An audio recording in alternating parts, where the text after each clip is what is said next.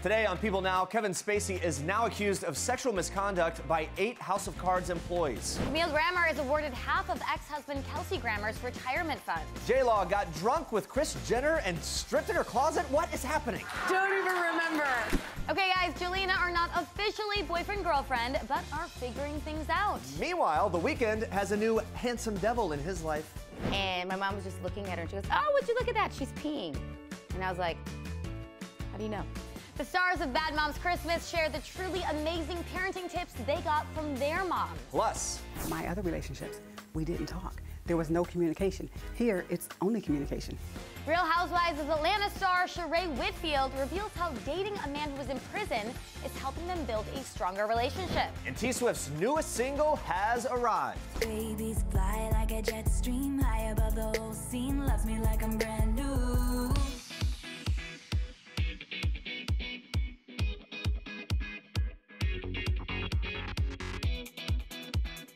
Good morning, Facebook Live and People.com. Happy Friday. Woo, Friday. We're excited around here.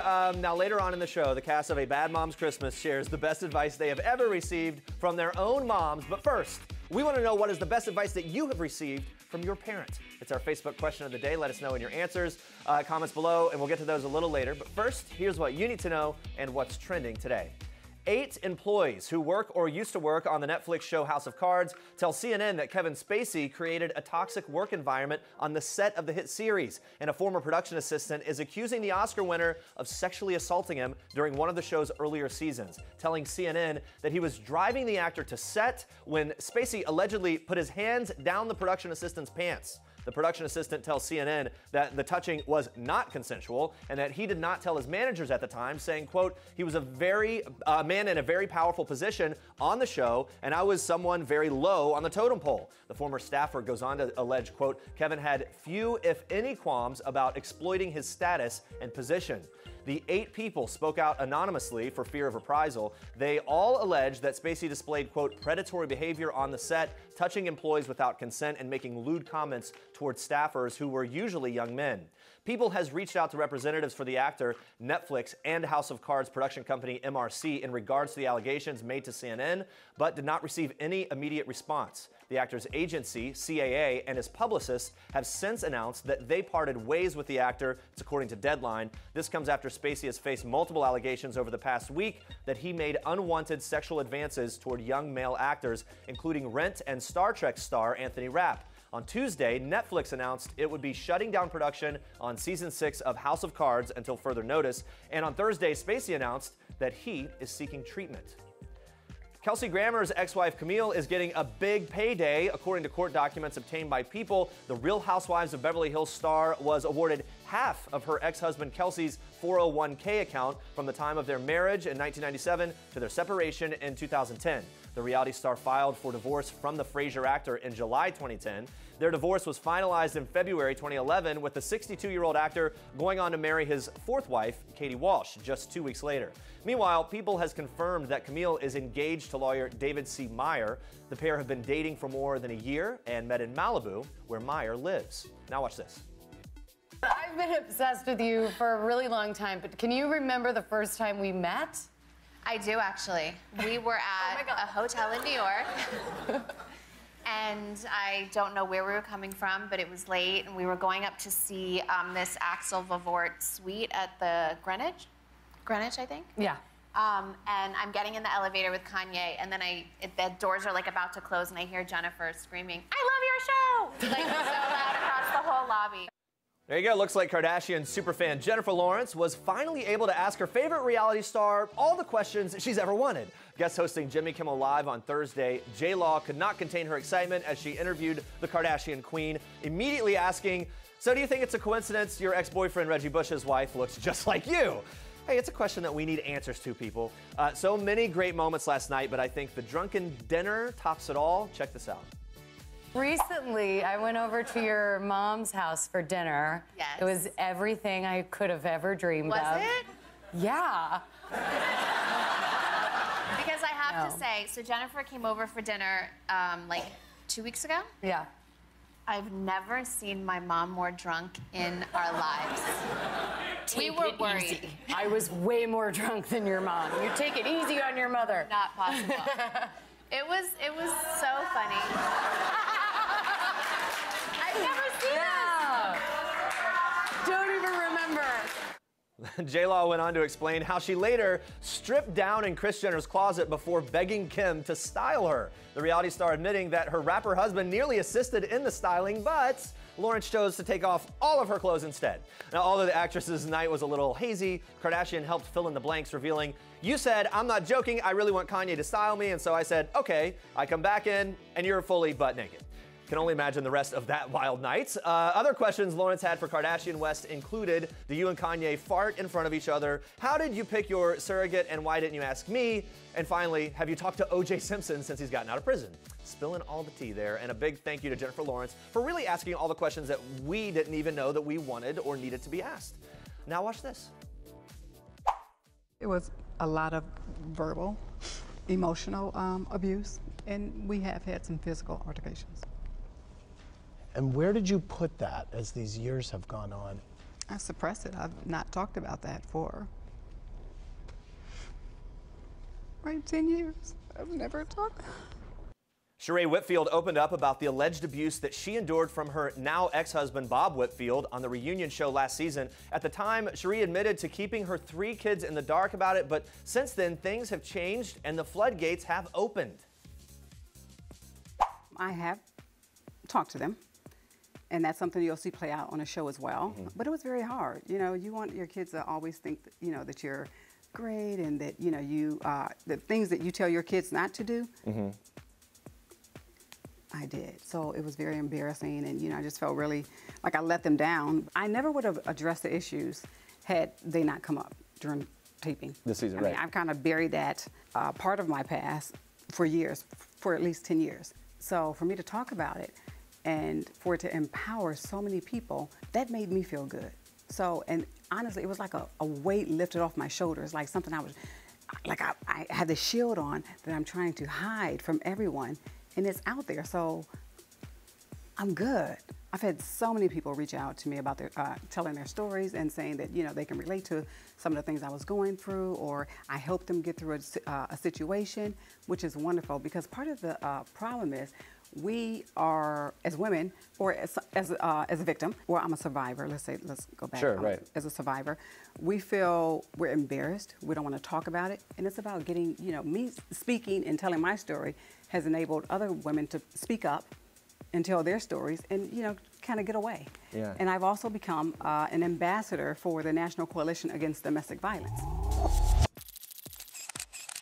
Shereé is also revealing details about the new man in her life. He's currently serving time in federal prison. Yes, you heard that right, and we've got that for you in just a bit, so stick around.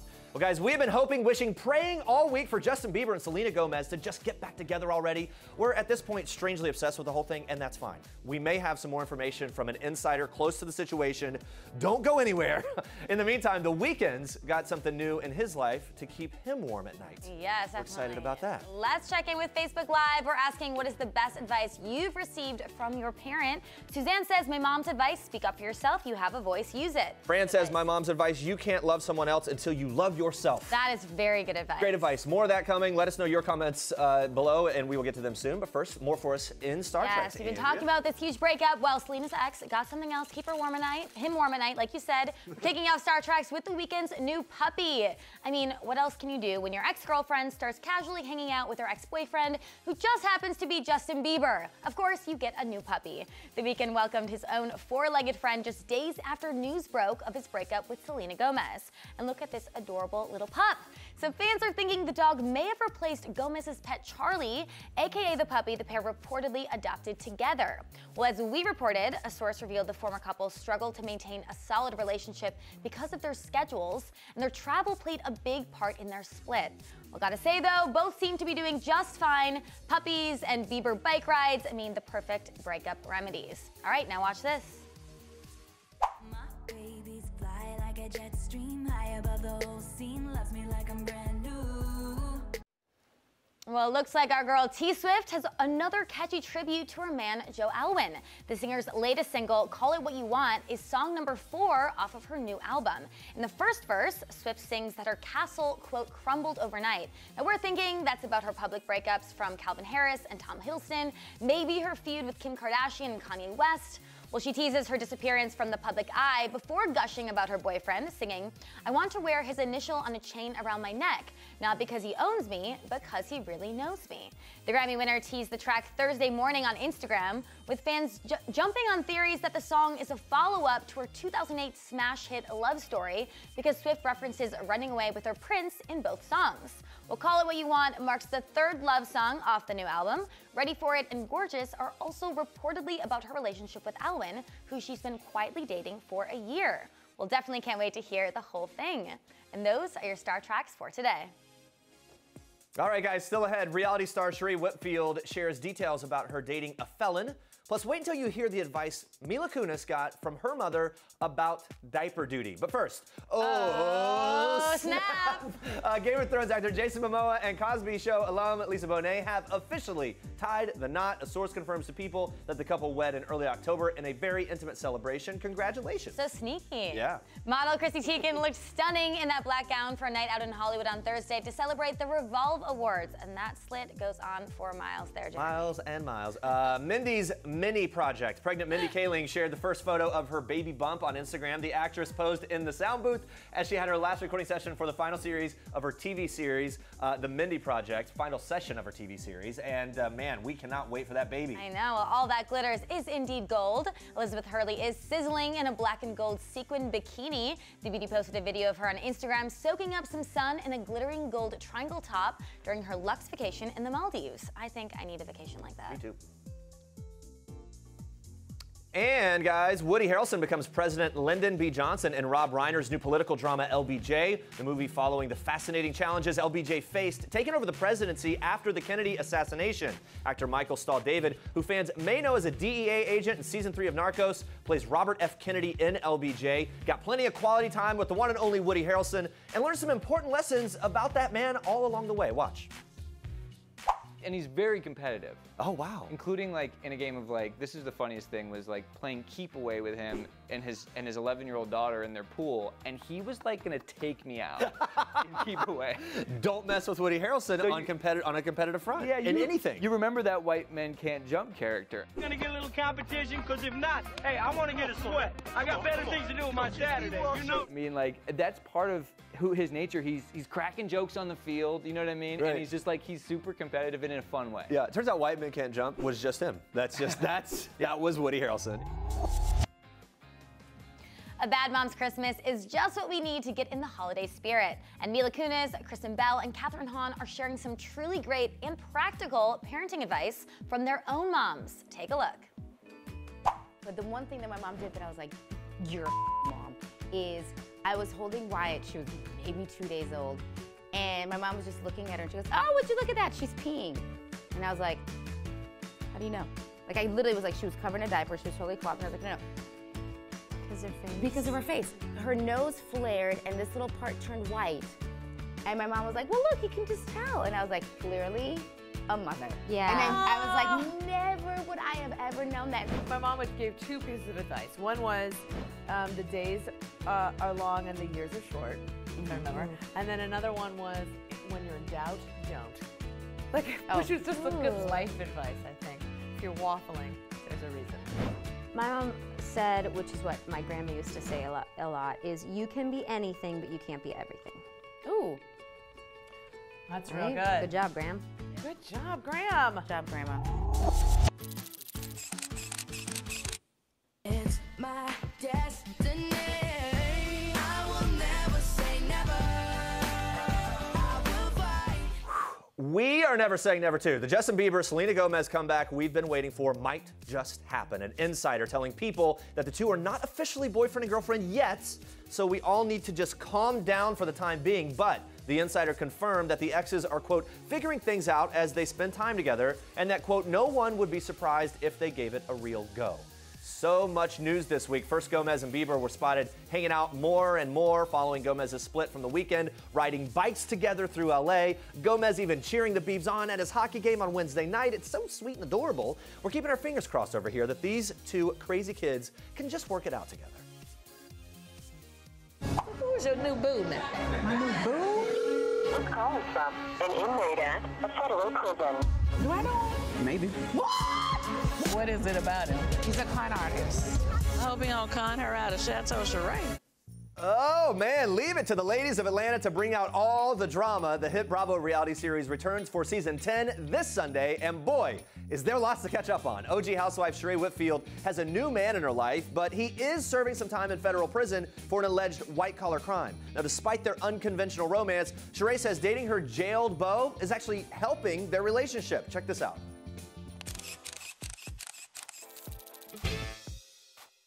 You know what, honestly, I've gotten to know this man on a much deeper level, probably deeper than I've ever known anyone. Really? I mean, we have nothing but time to talk and get to know each other. I knew him before, but now I feel like I know him much better. Guy, you know, just got caught up in the wrong craziness, and hopefully he'll be home soon. He's fighting it, and so, but he's a good guy, and you know, he supports me. You know, I can talk to him about anything. He's my best friend. Who's calling from? An inmate at a federal prison. You can't be distracted by anything else, And that right? was the problem in my other relationships. We didn't talk. There was no communication. Here, it's only communication. Right. So that's why a lot of these marriages and relationships don't last, because they're not stimulating each other's minds. I don't need to take money from anybody. I am very rich, bitch. I understand. I am very rich. Rich is rich. You need to get your mother teeth fixed. How about that? They're done. They're done. Fans particularly may recognize Tyrone from the infamous I'm Very Rich confrontation between you and Nene back in season 4. How does she feel about your new relationship? You know, she was definitely very shocked. But she says she doesn't have a problem with it. She says she's fine, but then, you know, you really have to watch to see, because I don't know, I get mixed signals. You know, she tells me that she's fine with it, and maybe she's telling, you know, some of the other girls something else.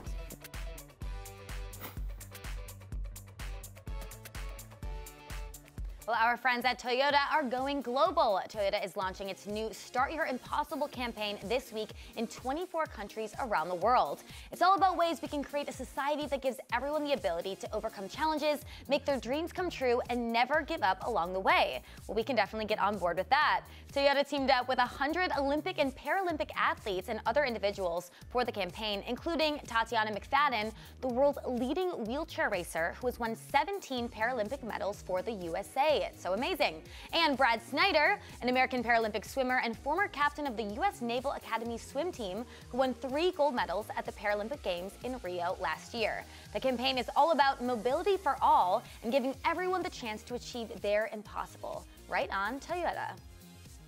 This is Jennifer Lawrence in People.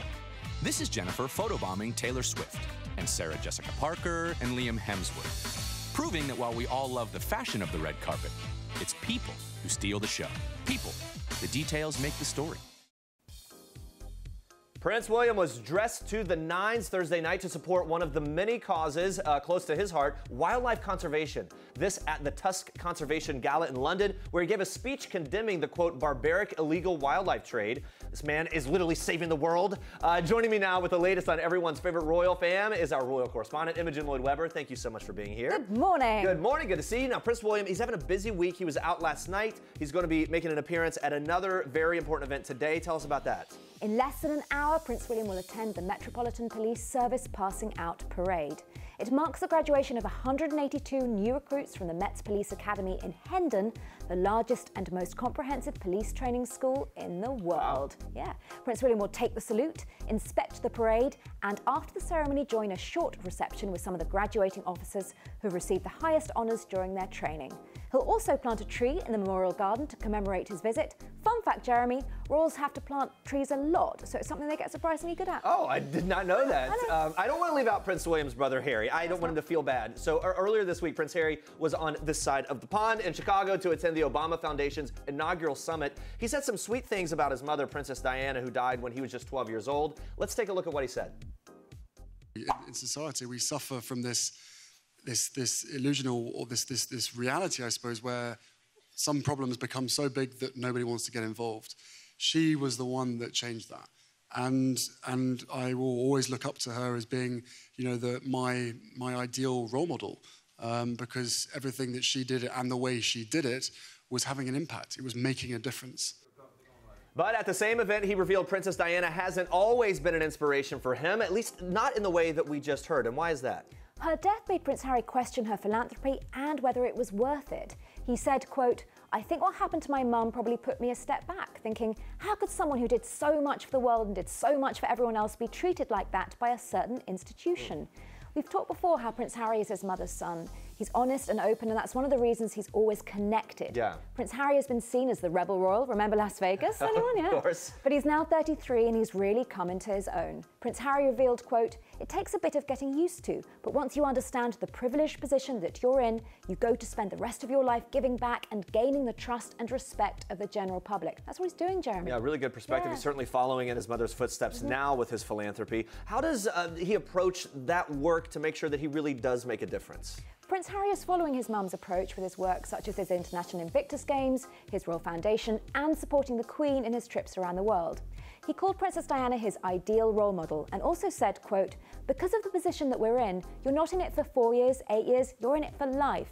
He, Prince William, and Princess Kate are therefore choosy with the projects they support. Prince Harry went on to say, quote, "In today's world, you have to be involved with things that make sense to where your passions lie, rather than show up at a charity once a year. I don't think that's beneficial to anybody." All right, now to the really important stuff. He was in Chicago. Did he try the deep dish pizza? He did, and it was actually quite revealing. Oh, good. Yeah, Prince Harry said that he doesn't even eat pizza anymore, but ate both deep dish and thin crust on his visit. Question is, Jeremy, has Meghan Markle, who we know is into fitness, got Prince Harry on a healthy eating regime?